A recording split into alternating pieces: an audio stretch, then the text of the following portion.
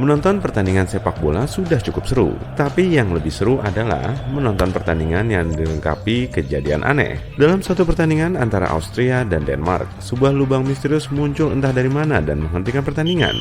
Para pemain sangat marah, tapi juga bingung dengan lubang aneh dan dalam ini. Seorang pemain Denmark lah yang pertama kali menemukan lubang ini ketika kakinya tersangkut. Lubang itu cukup dalam untuk menenggelamkan pergelangan kakinya. Untungnya, dia mendapati hal ini sebelum pertandingan dimulai. Situasi seperti itu bisa saja menyebabkan kecelakaan yang mengakhiri karirnya. Dia menunjukkan kepada semua orang seberapa dalam lubang itu. Ditambah lagi, pertandingan sempat tertunda selama 90 menit karena listrik padam. Para penggemar pun bingung. Beberapa merasa frustrasi karena tim yang mereka dukung nggak bisa bermain, sementara yang lain menganggapnya lucu. Dalam sebuah pertandingan antara Kolombia dan Brazil pada Piala Dunia 2014 di Brazil, seekor belalang hijau raksasa hinggap di lengan James Rodriguez setelah ia mencetak gol penalti. Awalnya sang pemain nggak menyadarinya. Sepertinya si belalang hijau itu adalah penggemar berat sepak bola atau hanya ingin mengucapkan selamat dengan caranya sendiri. Ini jelas bukan hewan pertama yang muncul di tengah-tengah pertandingan sepak bola. Insiden lain yang melibatkan Brazil terjadi saat dua klub lokal saling berhadapan. Ketika pertandingan sedang panas-panasnya, seekor anjing memutuskan untuk ikut beraksi. Anjing itu masuk ke lapangan dan dengan marah mengejar bola serta menjadikannya sebagai mainan kunyahnya. Para pemain dibuat tercengang dan resah karena anjing tersebut mengganggu ritme permainan. Akhirnya, para petugas turun tangan dan merusak kesenangan anjing kecil itu. Pada tahun 2006, saat pertandingan Liga Champions antara Villarreal dan Arsenal, seekor tupai kecil berwarna abu-abu melintas di lapangan di dekat pemain penyerang. Tupai itu mungkin juga penggemar berat. Pernah dengar tentang segerombolan rubah yang menyerbu sebuah lapangan? Di Dance Park, sekawanan rubah memutuskan untuk menggali di sekitar lapangan, mungkin untuk mencari kelinci. Diego Maradona adalah salah satu pemain sepak bola terbaik dalam sejarah. Pemain asal Argentina ini sangat cepat, energik, dan memukau penonton di seluruh dunia dengan semangatnya. Tapi dalam pertandingan perempat final antara Argentina dan Inggris pada Piala Dunia 1986, keadaan menjadi kacau saat dia mengayunkan tangannya ke udara dan meninju bola. Lalu, bola tersebut masuk ke gawang lawan, yang membuat para penggemar sangat marah. Gol tersebut disahkan. Para wasit nggak melihat dengan jelas gol tersebut, meskipun mereka seharusnya selalu mengawasi bola. Tim Argentina unggul 1 gol dan pertandingan berakhir dengan skor 2-1 untuk kemenangan Argentina. Mereka akhirnya mengangkat piala yang mengukuhkan kedudukan Maradona sebagai pemain terhebat sepanjang masa. Salah satu malam yang paling tak terlupakan adalah pertandingan Brazil versus Jerman pada Piala Dunia 2014. Keduanya merupakan tim raksasa dalam sepak bola dengan pemain-pemain bertabur bintang yang siap mengharumkan nama negara mereka. Kedua tim sama-sama menangis, tapi dengan alasan yang berbeda. Brazil kebobolan 7 gol di kandang mereka sendiri. Para penggemar Brazil sangat marah dengan momen bersejarah ini. Jerman akhirnya memenangkan Piala Dunia dengan Argentina sebagai runner-up. Final Liga Champions pada tahun 2018 antara Real Madrid dan Liverpool merupakan salah satu pertandingan yang paling dinanti-nantikan pada tahun tersebut, di mana Liverpool mengincar kemenangan. Penjaga gawang mereka, Loris Karius, berada dalam kondisi prima, tapi malam itu dia nggak bermain dengan baik. Tim dan para penggemar di seluruh dunia terkejut saat dia membuat nggak hanya satu, melainkan 2 kesalahan besar. Pertama, adalah saat dia secara nggak sengaja mengoper bola ke arah penyerang Real Madrid, Karim Benzema, di dekat gawang. Karius menyelamatkan gawangnya dan nggak melihat sang penyerang berada di dekatnya. Dia salah mengoper dan memberikan gol kepada Madrid. Kesalahan kedua adalah ketika Gareth Bale melepaskan tendangan melengkung yang seharusnya bisa dengan mudah ditangkap oleh Karius. Tapi dia malah mencoba untuk menepisnya dan bola melewati tangannya lalu masuk ke dalam gawang. Madrid akhirnya mengangkat trofi Liga Champions dan karir Karius nggak lagi sama. Tapi itu nggak masalah, karena Liverpool akhirnya memenangkan trofi tersebut beberapa tahun kemudian setelah mengalahkan Tottenham. Kejadian aneh lainnya terjadi pada saat kualifikasi Piala Dunia 2014, tapi nggak banyak orang menyaksikan pertandingan ini. Itu pertandingan antara Amerika Serikat melawan Costa Rica yang dimainkan di tengah kondisi terburuk. Salju turun tanpa henti dan para pemain sangat marah. Tim Costa Rica bahkan mengajukan banding yang menyatakan bahwa pertandingan tersebut seharusnya nggak dilangsungkan, tapi pada akhirnya ditolak. Tim Amerika Serikat memenangkan pertandingan dengan skor 1-0. Kejadian aneh lainnya adalah ketika seorang penjaga gawang memutuskan untuk memeriksa ponselnya saat pertandingan berlangsung. Pemain ini bermain untuk Atlético Paranaense dari Liga Brasil. Nggak ada yang tahu apa yang dilakukan, tapi yang mengesankan adalah dia mengenakan sarung tangan kipernya sambil memainkan ponselnya. Ada banyak drama dalam pertandingan antara Prancis dan Kuwait pada 21 Juni 1982 saat tim Kuwait tertinggal 3-1 dan dengan mudahnya Kuwait kembali kebobolan 1 gol lagi. Nggak ada yang istimewa, kecuali bahwa pemimpin Kuwait pada saat itu memutuskan untuk turun dari tribun penonton dan menghampiri wasit di tengah-tengah pertandingan yang sedang berlangsung. Dia nggak bisa menerima gol tersebut dan mendesak tim untuk meninggalkan lapangan. Wasit pun terdesak untuk menganulir gol tersebut dan pertandingan pun berlanjut. Mereka akhirnya tetap kebobolan 1 gol lagi pada menit-menit akhir pertandingan. Arsenal memiliki banyak legenda dalam skuad mereka selama berpuluh-puluh tahun, tapi nggak ada yang bisa menandingi gol 1,8 detik dari Niklas Bendtner. Gol tersebut merupakan gol tercepat yang pernah dicetak oleh pemain pengganti di Liga Primer. Sang penyerang asal Denmark itu masuk sebagai pemain pengganti dan menyundul bola dari tendangan sudut yang dilepaskan oleh Cesc Fabregas ke gawang rival utama mereka, Tottenham Hotspur.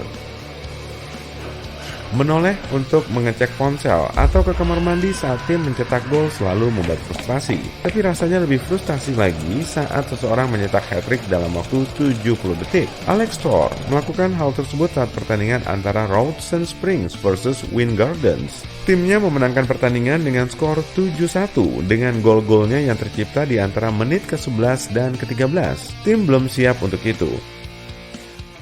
Salah satu insiden paling aneh adalah ketika wasit memberikan kartu merah kepada seorang pemain ketika sedang digantikan. Sebagai gambaran, sang pemain, Samuel Incom, telah menerima kartu kuning selama pertandingan. Aturan dalam sepak bola menyebutkan bahwa setiap pemain yang melepaskan jersey mereka selama pertandingan akan mendapatkan kartu kuning, apapun yang terjadi. Dia melihat namanya di daftar pemain yang akan digantikan dan ketika berjalan ke ruang istirahat, dia melepas jersinya, meskipun tahu dirinya sudah dapat kartu kuning. Tapi dia berpikir bahwa itu bukan masalah. Momen memalukan terjadi ketika wasit harus menghampirinya dan menghadiahinya kartu kuning kedua yang kemudian berubah menjadi kartu merah. Dan dia pun diusir keluar lapangan. Pemain yang menunggu untuk dimasukkan ke lapangan nggak bisa bermain dan tim harus bermain dengan kekurangan 1 pemain. Bermain untuk klub-klub terbesar di dunia merupakan impian para pemain sepak bola sejak kecil. Beberapa pemain memulai berkarir agak terlambat. Banyak investigasi dilakukan ketika didapati bahwa beberapa orang telah berbohong mengenai usia mereka. Sebagai contoh, Guri Muki mengaku berusia 12 tahun lebih muda dari usianya yang sebenarnya. Dia sudah berusia 28 tahun ketika mengatakan kepada klubnya bahwa dia baru berusia 16 tahun. Tendangan penalti selalu menegangkan bagi penjaga gawang maupun pemain yang menendang. Lionel Messi, sang superstar Argentina, dihadiahi tendangan penalti saat menghadapi Celta Vigo pada 14 Februari 2016. Meskipun saat itu bukanlah waktu yang tepat, nggak ada yang menyangka apa yang dilakukan selanjutnya. Alih-alih menendang dengan santai, dia berlari menuju titik putih dan mengoper bola kepada sang penyerang, Luis Suarez. Dalam sebuah usaha cerdik untuk mengecoh kiper dan membuat penonton bersemangat, itu bukanlah aksi yang begitu menarik dari Messi, yang dianggap sebagai salah satu pemain terbaik dalam sejarah olahraga ini. Tapi itu akan tercatat dalam sejarah sebagai salah satu penalti yang akan terus dibicarakan dalam waktu yang lama. Kalau kamu mau nelpon orang di Amerika tapi pengennya nggak diangkat, coba deh pas malam Super Bowl. Lebih dari 100 juta orang nonton final olahraga favorit Amerika ini yang jadi acara TV paling banyak ditonton. Football Amerika dimainkan menggunakan tangan meskipun namanya football karena dikembangkan dari 2 olahraga, rugby dan sepak bola yang juga disebut football di Eropa. Sebelum ada perubahan aturan yang besar, mereka juga main menggunakan tangan dan kaki. Pertandingan kejuaraan NFL tahun 1958 adalah pertandingan kejuaraan NFL yang pertama dan sejauh ini satu-satunya yang berakhir di babak tambahan. Malam itu Baltimore Colts melawan New York Giants, stadion dipenuhi 68.000 penggemar dan ratusan ribu orang menontonnya di NBC. Ada kalanya penonton liar banget sampai kabel NBC yang menyiarkan pertandingan itu terputus. Pertandingannya sebentar lagi selesai, jadi mereka cepat-cepat bertindak. Sebelum itu New York Times pernah nanya rencana cadangan sama produsernya dan dia menjawab sambil tertawa. Mereka mungkin harus mengutus orang ke lapangan untuk nunda pertandingan. Dan mereka beneran ngelakuin itu. Mereka mengutus manajer bisnis mereka untuk lari ke lapangan setelah istirahat. Dia dikejar penjaga dan dikira penggemar yang nekat. Begitulah NBC menyelamatkan tayangan dengan cuma kehilangan babak pertama dari babak tambahan. Gak kebayang football Amerika tanpa dempetan? Yap, waktu mereka ngumpul di lingkaran tertutup untuk ngomongin strategi, saling nyemangatin atau merayakan. Tapi hal itu baru populer di tahun 1890-an berkat Paul Hubbard, quarterback Gallaudet yang mengalami gangguan pendengaran. Dia nggak mau tim lain membaca isyarat tangannya, jadi dia ngumpulin teman-temannya di lingkaran tertutup biar nggak bocor. Stanford Cardinal dan California Golden Bears tahun 1982 bersejarah karena the play yang terjadi di detik-detik terakhir. Stanford memimpin 20, California Golden Bears 19, dan waktu tinggal 4 detik lagi. Emang mepet, tapi itu cukup untuk Golden Bears membalikkan keadaan. Mereka melakukan 5 operan ke belakang dan bam! Touchdown terakhir. Mereka menang 25-20. Gak seperti bola football pertandingan profesional, bola yang digunakan di pertandingan antar kampus punya garis putih di ujungnya biar kelihatan pas pertandingan malam. Wilson, perusahaan alat olahraga terkenal, jadi penyedia eksklusif bola football untuk pertandingan NFL sejak tahun 1941. Sekarang mereka memproduksi 4.000 bola football setiap hari. Pertandingan football Amerika pertama dalam sejarah adalah Rutgers melawan Princeton. Pertandingan itu populer di antara mahasiswa, tapi berubah menjadi olahraga kasar. Bahkan olahraga ini pernah dilarang di tempat umum. Walter Camp, pemain rugby terkenal, menjadi kapten tim Yale Football dan menyelamatkannya. Dia mengubah aturan pertandingan dan membuatnya lebih seperti football Amerika sekarang. Garis 20 yard sampai end zone dikenal sebagai red zone. Dinamai red karena itu warna peringatan untuk pertahanan. Begitu penyerang mencapai zona ini, mereka ada di posisi terbaik untuk mencetak skor. Pertandingan ini disebut juga gridiron football. Gak ada cerita lucunya sih, alasannya cuma karena lapangannya mirip pemanggang. Kayaknya hampir mustahil 2 orang yang bersaudara melatih tim NFL yang main di Super Bowl. Tapi itu terjadi tahun 2013. Jim Harbaugh dan John Harbaugh melatih San Francisco 49ers dan Baltimore Ravens. Mereka bahkan berlawanan di pertandingan besar. Orang tua mereka menonton pertandingan itu di Superdome. John, sang kakak menang. Mereka salaman sebentar setelah pertandingan, tapi nggak ngobrol selama berminggu-minggu setelah itu. Mereka bilang pertandingan itu berat banget untuk mereka. Dulu ada National Football League dan American Football League. Masing-masing punya juara sendiri, tapi 2 liga ini bergabung di tahun 1970. Mereka harus menentukan struktur baru, tapi nggak mencapai mufakat. Terus diberesinya gimana? Mereka masukin 5 pilihan ke dalam vas dan mengambilnya secara acak. Pemilik Kansas City Chiefs, Lamar Hunt, mencetuskan nama Super Bowl karena terinspirasi mainan seharga 98 sen. Istrinya menemukan mainan itu di toko mainan di Dallas, Texas, dan ngasih tahu Lamar tentang bola mini yang bisa memantul ke atas rumah kecil. Gak semua orang suka, bahkan ada yang mencetuskan nama lain, tapi nama dari mainan itulah yang menang. Super Bowl pertama diselenggarakan tanggal 15 Januari 1967. Tiketnya cuma $12 dibandingkan $100.000 untuk ruang VIP sekarang. Tapi masih ada banyak kursi kosong di Los Angeles Memorial Coliseum, lokasi diadakannya pertandingan itu. Mereka memilih lokasi itu cuma 6 minggu sebelum kick-off. Sekarang lokasinya udah diketahui 3 tahun sebelum pertandingan aslinya. Sejak Super Bowl kelima, mereka menggunakan angka Romawi untuk nunjukin pertandingan. Hal ini membantu menghindari kebingungan, misalnya Super Bowl 2023 diadakan di awal tahun, tapi kebanyakan musim dimainkan di tahun 2022. Pengecualiannya cuma Super Bowl 50. Menurut NFL, nama Super Bowl L bisa bikin penjualan tiket turun. Artis-artis yang tampil di pertunjukan turun minum Super Bowl gak pernah dibayar loh. Tampil di waktu puncak, bikin artis itu meraup banyak uang karena penjualan album mereka selalu melambung setelah pertandingan. Tapi mereka emang dapat uang untuk menyiapkan acara itu. Jumlahnya bisa lebih dari $10 juta atau 150-an miliar. Jadi lumayan juga ya. Masing-masing tim Super Bowl mendapat 108 bola, 54 untuk latihan, dan 54 lagi digunakan selama pertandingan. Jeda paruh waktu pertandingan NFL biasa adalah 12-15 menit, tapi jeda paruh waktu di Super Bowl 20-30 menit tergantung penampilan artis. Koin yang mereka lempar di pertandingan ke-44 untuk menentukan tim mana yang memulai kick-off sudah menghabiskan 11 hari di pesawat antariksa NASA yang mengorbit bumi. Untuk mastiin pertandingan selalu adil, harus ada 7 official dengan tugas berbeda di lapangan. Kamu bisa mengenalinya dengan baju garis-garis hitam putih mereka. Wasit utama adalah posisi tertinggi dan punya tanggung jawab terbesar. Lalu ada wasit kedua, wasit belakang, kepala hakim garis, wasit samping, hakim garis, dan wasit lapangan.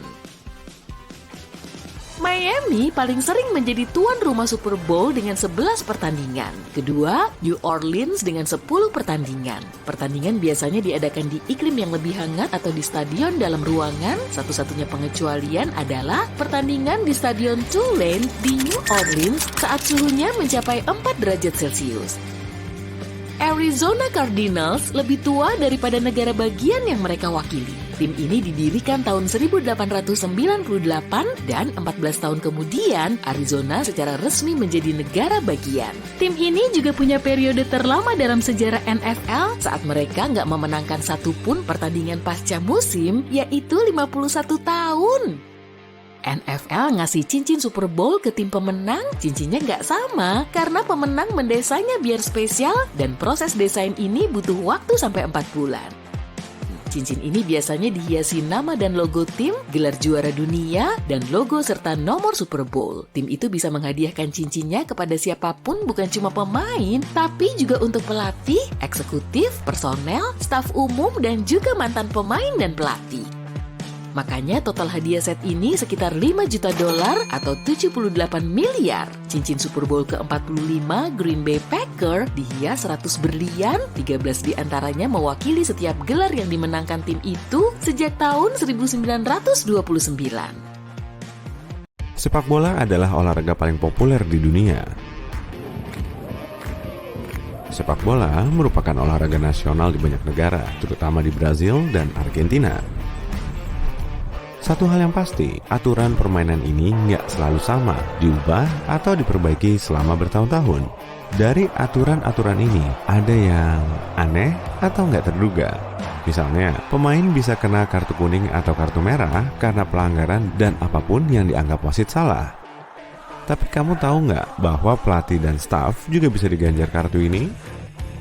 Benar, ada pelatih yang berperilaku kasar di pinggir lapangan dan kadang keterlaluan. Wasit boleh mengganjar mereka dengan kartu kuning atau bahkan kartu merah kalau mereka keterlaluan. Mereka biasanya melewatkan pertandingan berikutnya karena cuma boleh nonton di tribun dan digantikan asisten pelatih. Pemain juga bisa mendapat kartu merah sebelum pertandingan dimulai. Kalau pemain bertingkah sebelum kick-off, wasit bisa mengeluarkan kartu merah dan tim itu terpaksa bermain dengan 10 pemain di lapangan. Seorang pelatih harus mengumumkan susunan pemain yang akan bermain saat pertandingan dimulai dan kalau ada yang kena kartu merah, pelatih nggak bisa menggantinya. Mereka harus kehilangan satu pemain, jadi jangan macam-macam ya. Memang sih aturan ini sah-sah saja, tapi pertandingan nggak bisa dimulai kalau cuma ada 7 pemain. Pertandingan akan gugur. Penyebabnya bisa saja ada pemain yang nakal dan kena kartu merah, atau ada yang cedera dan lain-lain. Wasit cuma boleh mengeluarkan 4 kartu merah selama pertandingan. Kalau lebih, pertandingan harus dihentikan. Kalau penjaga gawang cedera, akan dimasukkan penjaga gawang cadangan. Tapi bagaimana kalau kiper kedua ini kena kartu merah atau cedera? Karena nggak ada lagi kiper cadangan, pemain lain boleh menggantikan dan jadi kiper. Mereka harus pakai sarung tangan dan mengaktifkan insting penyelamatan mereka supaya timnya nggak kebobolan. Kiper cuma boleh memegang bola selama 6 detik setelah menyelamatkannya atau mengambilnya. Kalau lebih, mereka bisa diperingatkan wasit karena dianggap buang-buang waktu. Kiper cuma boleh memegang bola dengan tangan mereka di kotak penalti. Kalau kiper memegang bola di luar kotak penalti, maka hal tersebut dianggap pelanggaran dan bisa juga diusir dari pertandingan. Kiper nggak boleh mengambil bola menggunakan tangan jika pemain mengoper bola ke mereka pakai kaki. Hal demikian akan dianggap pelanggaran. Kiper harus menerima bola oper dan bermain pakai kaki seperti pemain lain dan mengoper bola atau menyingkirkannya. Tapi kalau kiper menerima bola oper dari sundulan atau dada, mereka boleh menangkap bola itu pakai tangan. Bukan berarti kamu bisa sengaja menendang bola itu ke atas dan menyundulnya agar kiper bisa menangkapnya pakai tangan. Hal tersebut merupakan pelanggaran. Kalau kiper melepas bola setelah menangkapnya atau memegangnya pakai tangan, mereka nggak boleh mengambil bola itu lagi. Jika ketahuan, wasit bakal memberi tim lawan tendangan bebas di luar area penalti. Dulu, kotak penalti jauh lebih kecil daripada sekarang. Jadi, tendangan bebasnya sangat dekat dengan gawang dan pagar betisnya menghalangi semuanya. Bola hampir mustahil lewat. Ada satu aturan aneh dalam sepak bola. Kalau nggak ada bendera pojok, pertandingan nggak boleh dimulai. Hal ini pernah terjadi di Piala Dunia tahun 1974 dalam pertandingan antara Jerman dan Belanda. Petugas lupa memasang bendera, jadi wasit harus menunda pertandingan. Setelah bendera dipasang, pertandingan boleh dimulai. Baru-baru ini, tim boleh mengganti 5 pemain selama pertandingan. Sejak dulu, tim cuma boleh mengganti 3 pemain sepanjang pertandingan. Mengganti 5 pemain berarti rotasi skuad yang bagus untuk pertandingan berikutnya. Terutama kalau timnya bertanding di banyak liga pada saat yang bersamaan. Tapi pernah ada masanya, tim nggak boleh mengganti pemain meskipun salah satunya cedera. Sebelum tahun 1965, jika ada 11 pemain di lapangan, jangan harap pemain cadangan bisa membantu. Kayaknya dulu juga nggak ada kursi buat cadangan. Digantikan pemain lain itu menyebalkan, terutama kalau kamu lagi panas-panasnya. Tapi kalau kamu menolak diganti, nggak akan terjadi apa-apa. Kamu mengira wasit bakal memberi kamu kartu kuning atau peringatan, padahal enggak. Pertandingan akan dilanjutkan dan pemain akan dibiarkan di lapangan. FIFA mungkin nggak akan memberimu hukuman, tapi klubmu bisa mendenda kamu dan kamu bisa kehilangan rasa hormat dari tim, staf pelatih, dan penggemar. Nggak ada aturan kamu harus mencantumkan nama depan atau belakang di bagian belakang jersey. Kamu bisa mencantumkan apapun asalkan nggak menyinggung. Pesepak bola biasanya mencantumkan nama panggilan mereka saat kecil. Kamu nggak mungkin mencetak gol langsung dari lemparan ke dalam. Lemparan ke dalam diberikan saat bola keluar lapangan. Jadi, pemain harus memulai kembali pertandingan dengan melempar bola. Kalau kamu mau licik dan melempar bola langsung ke gawang lawan tanpa disentuh pemain lain, bola cuma akan dianggap tendangan gawang. Kalau kamu mau menendang penalti dan berhadapan dengan kiper, kamu bisa mengoper bolanya kalau mau. Ini cuma boleh dilakukan kalau pelanggaran terjadi di dalam pertandingan, bukan saat adu penalti. Kamu lari dan sebelum menembak, kamu mengopernya kepada teman satu tim yang bisa mencetak gol dan menikmati kejayaan. Pemain mencetak 3 gol dalam satu pertandingan disebut hat-trick dan pemain itu bisa membawa pulang bolanya. Pemain mencetak 2 gol disebut brace. Kamu bisa dihukum kalau melepas jersey saat selebrasi atau kapanpun selama pertandingan. Kalau seorang pemain mencetak gol, pemain itu nggak boleh melakukan selebrasi dengan melepas bajunya. Hal itu bisa dihukum. Kalau bola terkena tangan pemain di dalam kotak penalti, tim lawan otomatis mendapat tendangan penalti. Nggak juga sih, bergantung permainan dan posisi tangan. Kalau penyerang menembak bola di dalam kotak penalti dan bek menggunakan tangan untuk melindungi dirinya, nggak ada penalti. Tapi kalau bek merentangkan tangannya untuk mengganggu arah bola, maka diberikan penalti. Melanggar pemain itu rumit. Gimana wasit tahu kapan harus mengeluarkan kartu kuning atau merah, kapan memberi tendangan bebas atau melanjutkan pertandingan? Inilah hal-hal yang bakal bikin kamu kena kartu merah.